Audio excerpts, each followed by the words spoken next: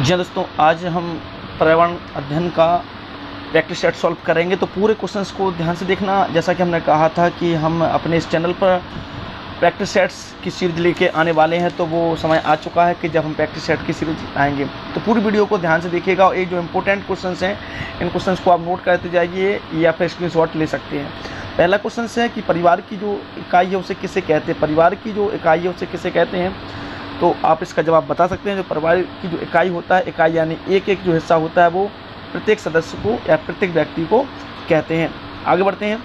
एकल परिवार के पति पत्नी के साथ रहते हैं। देखिए यहाँ पे एकल परिवार है, इस बात को ध्यान देना। एकल परिवार में पति और पत्नी के साथ कौन रहता है, तो केवल पुत्र और पुत्रियाँ।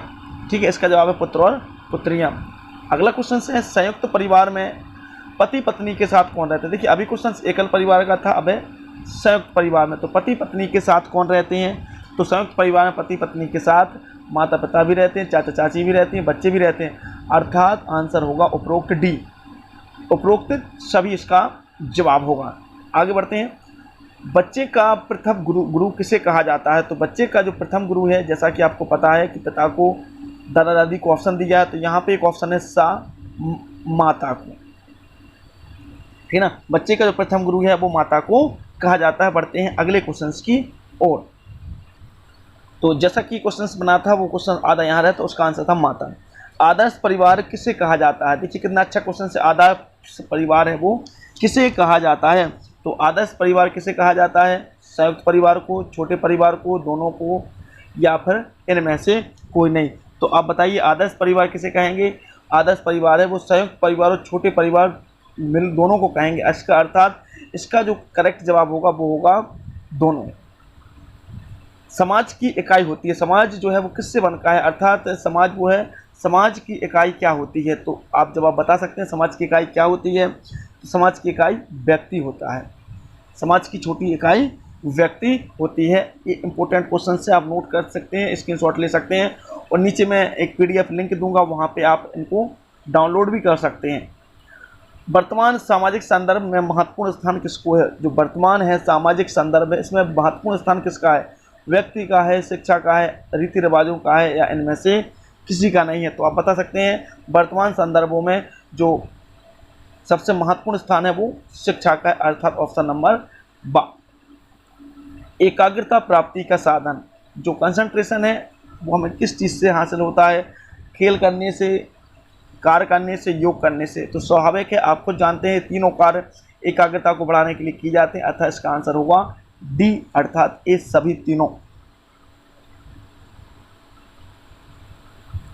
जंतुओं के रहने को स्थान को कहते हैं, जंतु जो यहाँ रहते हैं उस स्थान को क्या कहते हैं, तो जंतु कहाँ रहते हैं आप बता सकते हैं। जंतुओं के रहने के स्थान को गुफा कहते हैं क्या, जंगल कहते हैं, मैदान कहते हैं, क्या कहते हैं, आप बताइए इसका जवाब। तो इसका जवाब है आवास। जंतु जहाँ भी रहेंगे उस जगह को आवास कहते हैं। आवास माने रहना, तो इसका आंसर होगा आवास। आगे बढ़ते हैं। भोजन के पोषक तत्व शरीर की रक्षा करते हैं, जो भोजन में हम जो पोषक तत्व लेते हैं उससे हमारी क्या रक्षा होती है, तो भोजन के जो पोषक तत्व हैं वो हमारी रक्षा किससे करते हैं, रोगों से। क्योंकि रोगों से दूर रहने के लिए हम पोषक तत्वों का उपयोग करते हैं, जैसे कैल्शियम, आयोडीन, विटामिन, प्रोटीन, ये सब हमें भोजन के जो आवश्यक तत्व होते हैं वो रोगों से रक्षा करते हैं। अगले क्वेश्चन को बढ़ते हैं। भोजन से शरीर को क्या प्राप्त होता है, जब भोजन करेंगे तो उससे शरीर को क्या मिलेगा, तो स्वाभाविक ऊर्जा मिलेगा। इसका आंसर है वाह, 131 का आंसर वाह, ऊर्जा। हमारी पृथ्वी पर कितना जल पाया जाता है, जो हमारी पृथ्वी पर है वो कितना प्रतिशत जल है, तो आप इसका जवाब बता सकते हैं। हमारी पृथ्वी पर जो जल है ये है 71%, जैसा कि आपको इन्फॉर्म होगा। 29% पर आपका स्थलमंडल है और बाकी 71 पर आपका जल है। मानव शरीर में कितने प्रतिशत जल पाया जाता है, बहुत ही important, very most important questions, आप इसको नोट कर लीजिए अलग से कॉपी पे। ये बहुत ही इंपॉर्टेंट क्वेश्चंस है कि मानव शरीर में जल है वो कितना पाया जाता है, तो मानव शरीर में जल 70% पाया जाता है। आप इस क्वेश्चंस को जरूर नोट कर लें। देखिए टोटल धरती पर जल 71% पाया जाता है, मानव शरीर में जो पानी होता है वो होता है 70%। और भी कोई क्वेश्चंस में कुछ डाउट रहेगा तो आप कमेंट कर सकते हैं, अगर आपको कुछ कहना है तो भी नीचे कमेंट कर सकते हैं। जल के प्रमुख स्रोत क्या हैं? जल है वो हमें कहाँ से प्राप्त होता है प्रमुख रूप से? तो आप इसका जवाब बता सकते हैं। वायुमंडलीय दाब से होता है, पृष्ठीय जल से होता है, महासागरीय जल। तो ये तीनों जो ऑप्शन दिए गए हैं ये तीनों जल के स्रोत हैं, अर्थात इसका आंसर होगा डी, उपरोक्त सभी will be the correct answer. नदियों, झीलों और व जलाशयों का जल कहलाता है। नदियों, झीलों और जलाशयों का जो जल है उस जल को बोलते हैं पृष्ठीय जल, क्योंकि पृष्ठ पर ये जल है भरा होता है। वहाँ की जो ट्यूबवेल से हम जल खींचते हैं, कुएं से जल खींचते हैं, तो उसको आंतरिक जल या भूमिगत जल कहते हैं। और जो ये जल बाहर होता है जिसको हम बाहर से देख सकते हैं उसको पृष्ठीय जल कहते हैं। कृषि व वनस्पति उत्पादन में सर्वाधिक उपयोग किया जाता है। तो बताइए कृषि और वनस्पति में सर्वाधिक उपयोग किसका किया जाता है? आप ये बता सकते हैं। क्वेश्चन नंबर 136 का क्वेश्चन आप जरूर बताएं हमें। तो कृषि और जो वनस्पति उत्पादन में इसमें सबसे जो ज़्यादा उपयोग है वो भौम जल का किया जाता है, क्योंकि जो जल भूमि के अंदर इकट्ठा होता है उसी के माध्यम से हम कृषि और वनस्पति का उत्पादन करते हैं। क्योंकि पृष्ठीय जल तो तालाब से पानी खींचने में काफ़ी एनर्जी लगेगी, मोटर ट्यूबवेल लगाना पड़ेगा, महासागर जल का हम उपयोग कर नहीं पाते हैं। तो भूमिगत जो जल होता है जैसे कि कुआं हुआ, ट्यूबवेल हुआ, इसका उपयोग हम कृषि और वनस्पतिक उत्पादन में करते हैं। बढ़ते हैं अगले क्वेश्चन की ओर। महासागरीय जल का मुख्यतः किया जाता है। जो महासागरीय जल है इसका प्रमुख उपयोग किस बात के लिए, किस कार्य के लिए किया जाता है? तो मत्स्य उत्पादन के लिए किया जाता है, जल परिवहन के लिए, उपरोक्त दोनों में, या इनमें से कोई नहीं? तो आप बताइए। महासागरीय जल होता है, इससे आपका जो यातायात होता है, जल का यातायात भी होता है, मत्स्य उत्पादन भी होता है, इसलिए इसका ऑप्शन होगा डी, क्योंकि दोनों कार्य उससे किए जाते हैं। तो ऑप्शन नंबर सा होगा। बढ़ते हैं अगले क्वेश्चन की ओर। देखिए अभी हम बिल्कुल एक इजी लेवल का प्रैक्टिस सेट लेके आए हैं, धीरे धीरे जो लेवल है वो डिफिकल्ट की ओर हम बढ़ेंगे। सिंचाई के प्रमुख साधन हैं। सिंचाई के प्रमुख साधन क्या हैं? तो आप इसका जवाब बता सकते हैं। सिंचाई के प्रमुख साधन हैं, बताइए सिंचाई के प्रमुख साधन क्या हैं? तालाब, नहरें, कुएं, नलकूप। आई होप आपको जरूर पता होगा, इसका आंसर है डी। उपरोक्त सभी जो हैं, तालाब हैं, नहरें हैं, कुएं, नलकूप हैं, सभी का उपयोग तालाब की सिंचाई के लिए ही किया जाता है। वायुमंडलीय जल पाया जाता है। जो वायुमंडलीय जल, जो वायु में जो जल होता है वो किस रूप में होता है?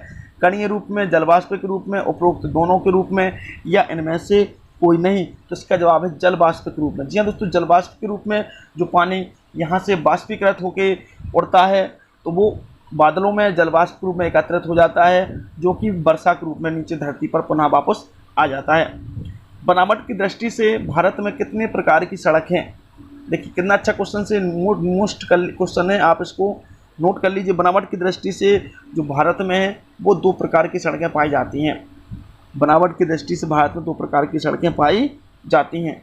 भारत में सूती वस्त्र उद्योग की कितनी मिलें हैं? देखिए कितना अच्छा एक फैक्चुअल क्वेश्चन दिया गया है, और ऐसे क्वेश्चन ही आपके पर्यावरण में आएंगे जो आपको डिफ़िकल्टीज करेंगे। तो आपको प्रैक्टिस वर्ड का हल करके आप इनको सॉल्व कर सकते हैं। तो ये टोटल जो सूती मिल है वो है 1866। आप इस प्रश्न को जरूर नोट कर लेना। ये कोई डेट नहीं है, ये कोई सन नहीं है, संख्या है 1866। भारत में सूत्रों वस्त्र उद्योग की निजी मिलें हैं। कितनी भारत में प्राइवेट मिलें हैं जो सूती वस्त्र उद्योग हैं? तो इसका जवाब है वो है 82%, अर्थात ऑप्शन नंबर सा 82%। बढ़ते हैं अगले क्वेश्चन की ओर। बहुत ही इंपॉर्टेंट क्वेश्चन एग्जाम में जरूर आ सकता है, आप इसको नोट कर लीजिए। ग्लोबल वार्मिंग का प्रमुख कारण है। जो ग्लोबल वार्मिंग है उसका प्रमुख कारण क्या है? CO2 गैस है, या CH4 गैस अर्थात मीथेन गैस है, CFC गैस, या इनमें से कोई भी गैस नहीं है? तो आप इसका करेक्ट जवाब जरूर हमें बताएं। तो इसका सही जवाब है वो है ग्लोबल वार्मिंग का CO2, कार्बन डाइऑक्साइड जो गैस है, यही है ग्लोबल वार्मिंग का एक प्रमुख कारण। क्योंकि इससे जो पर्वत पर जो बर्फ जमी हुई है वो बर्फ पिघल कर नीचे जल के रूप में आ रही है, जिससे भूमि पर जल का स्तर बढ़ रहा है, और ये सब ग्लोबल वार्मिंग के कारण हो रहा है। तो इसका एक सबसे बड़ा कारण है CO2 गैस। अम्ल वर्षा का मुख्य कारण क्या है? जो अम्ल वर्षा है इसका मुख्य कारण क्या है? तो अम्ल वर्षा का जो मुख्य कारण है, ये जो 4 ऑप्शन आपके सामने दिए गए हैं, carbon dioxide oxygen, carbon dioxide जल, sulphur dioxide nitrogen dioxide, carbon monoxide और कार्बन डाइऑक्साइड। तो आप इसका जवाब जरूर बताएं।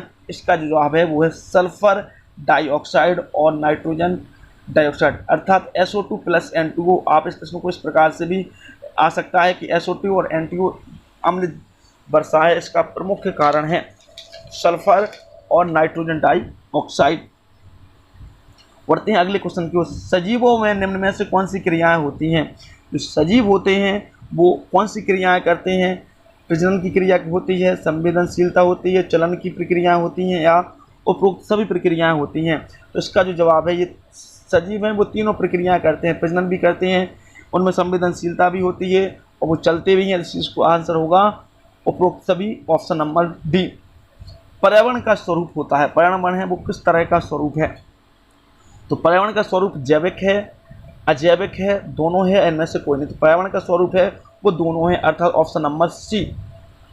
पर्यावरण का घटक है प्राकृतिक, सामाजिक, सांस्कृतिक, उपरोक्त दोनों, या इनमें से कोई नहीं। तो देखिए पर्यावरण का जो घटक है ना तो ये प्राकृतिक है और ना ही ये सामाजिक है, और जब दोनों नहीं है तो इसका जो करेक्ट जवाब है वो उपरोक्त कोई नहीं। बढ़ते हैं अगले प्रश्न की ओर। पर्यावरण का संपूर्ण अध्ययन किया जाता है, जो पर्यावरण है इसका संपूर्ण जो अध्ययन है वो किसके अंतर्गत किया जाता है? जीव विज्ञान के अंतर्गत, भूगोल के अंतर्गत, भौतिक शास्त्र के अंतर्गत, या शिक्षा के अंतर्गत? तो स्वाभाविक है जीव विज्ञान के अंतर्गत जीवों का अध्ययन होगा, भूगोल के अंतर्गत प्रकृति का होगा, भौतिक शास्त्र के अंदर फिजिक्स से संबंधित चीज़ों का होगा। तो ये सब शिक्षा के अंतर्गत आते हैं, इसलिए इसका जवाब होता है शिक्षा के अंतर्गत। बढ़ते अगले क्वेश्चन की ओर। पर्यावरण शिक्षा का मुख्य पक्ष है, पर्यावरण शिक्षा का जो मुख्य पक्ष है उससे पर्यावरण शिक्षा बढ़ेगा या पर्यावरण में संचेतना बढ़ेगी? तो स्वाभाविक पर्यावरण शिक्षा का जो मुख्य उद्देश्य, जो मुख्य पक्ष है वो दोनों है, इससे लोगों में पर्यावरण की शिक्षा भी बढ़े, लोग पर्यावरण के प्रति संवेदनशील हों। Answer number 7। लास्ट क्वेश्चन से आज के सेट का, पर्यावरण सचेतता में महत्व दिया जाता है ज्ञानात्मक, भावात्मक, क्रियात्मक, या इनमें से किसी को नहीं?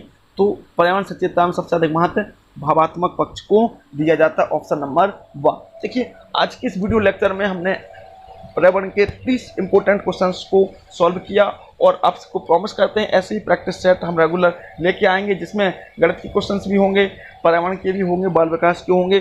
तो यार इस वीडियो को अधिक से अधिक शेयर कीजिएगा। आप वीडियो पर नए हैं तो वीडियो को लाइक कीजिएगा, चैनल को सब्सक्राइब जरूर कीजिएगा। Thank you.